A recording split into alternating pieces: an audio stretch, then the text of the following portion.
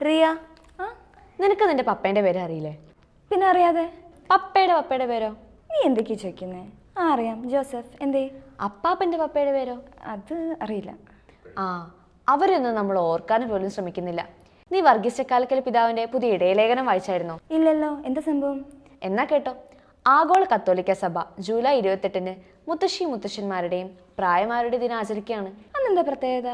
എടി, നിനക്കറിയില്ലേ, യേശുവിന്റെ മുത്തശ്ശിമാരായ വിശുദ്ധ യോവാക്യമിന്റെയും അന്നയുടെയും തിരുനാൾ ദിവസമാണെന്ന്.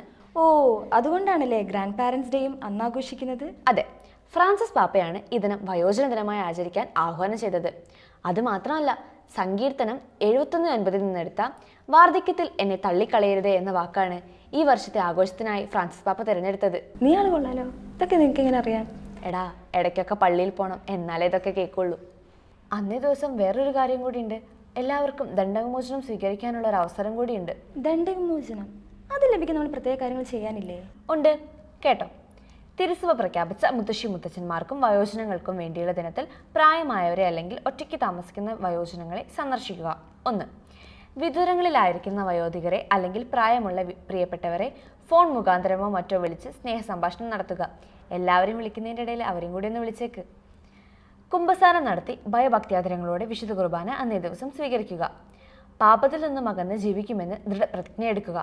മറ്റൊരു പ്രധാനപ്പെട്ട കാര്യമാണ് ഫ്രാൻസിസ് പാപ്പയുടെ നിയോഗങ്ങൾക്കായി ഒരു സ്വർഗസ്ഥനായ, ഒരു നന്മ നിറഞ്ഞ മറിയം, ഒരു ത്രിത്വസ്തുതി കാഴ്ചവെച്ച് പ്രാർത്ഥിക്കുക. പിന്നെ പ്രായമായവർക്ക് ദണ്ഡവിമോചനം ലഭിക്കാൻ വേറെ 3 കാര്യങ്ങളും കൂടിയുണ്ട്. വത്തിക്കാനിലോ രൂപതകളിലോ നടക്കുന്ന വയോജന ദിന തിരുക്കർമ്മങ്ങളിൽ തത്സമയം പങ്കെടുക്കുക. അല്ല, പ്രായമുള്ളവരെങ്ങനെ പങ്കെടുക്കുക? എടാ, ഓൺലൈനായിട്ട്. ഓ. പിന്നെ ഇവിടെയും ഫ്രാൻസിസ് പാപ്പയുടെ നിയോഗങ്ങൾക്കായി പ്രാർത്ഥിക്കണം. ഒരു സ്വർഗസ്ഥനായ, ഒരു നന്മ നിറഞ്ഞ മറിയം, ഒരു ത്രിത്വസ്തുതി.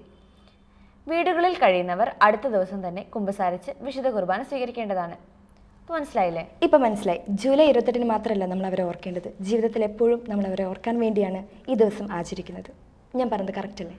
Yes, that's it.